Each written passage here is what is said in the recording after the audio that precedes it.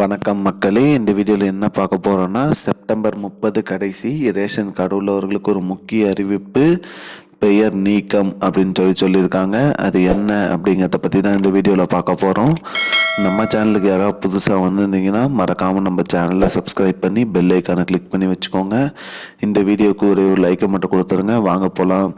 நமது இந்தியா முழுவதும் பார்த்திங்கன்னா ரேஷன் கார்டை அனைவருமே பயன்படுத்திட்டு வரோம்.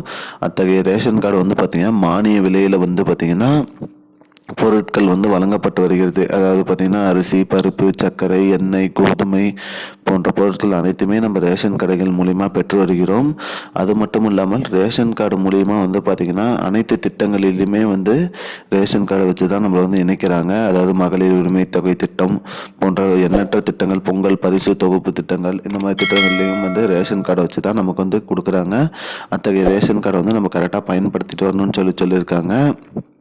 மேலும் ரேஷன் கார்டு நிறைய பேர் ஒன்றுக்கு 2-3 கார்டுகள் வச்சுருக்காங்கங்கிற தகவல் அரசு வந்திருக்கு.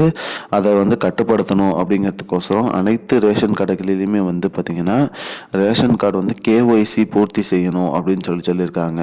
அதாவது பார்த்திங்கன்னா பயோமெட்ரிக் அப்டேட், கேஒய்சி பூர்த்தி பண்ணணும். அப்படி பண்ணால் தான் உங்களுக்கு பார்த்திங்கன்னா ரேஷன் பொருட்கள் வழங்கப்படும் சொல்லியிருக்காங்க.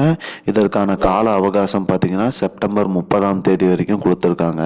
செப்டம்பர் 30 பார்த்தீங்கன்னா அனைவருமே ரேஷன் கடையில் உங்களோட கேஒய்சி கைவிரல் ரேகையை வச்சு பூர்த்தி பண்ணணும். அப்படி பண்ணிட்டீங்கன்னா உங்களுக்கு பொருட்கள் வாங்கல தடை இல்லாமல் பொருட்கள் கொடுப்பாங்க. அப்படி கைரேகை வைக்காதவர்களுக்கு செப்டம்பர் 30 அப்புறம் பெயர் நீக்கப்படும், ரேஷன் கார்டு ரத்து செய்யப்படும் சொல்லியிருக்காங்க. மக்களே, இதுதான் மக்களே இப்போதைக்கு முக்கியமான பயனுள்ள தகவல். இது போன்ற பயனுள்ள தகவலை தெரிஞ்சுக்கொள்ள நம்முடைய சேனலை மறக்காமல் சப்ஸ்கிரைப் பண்ணுங்க. நன்றி.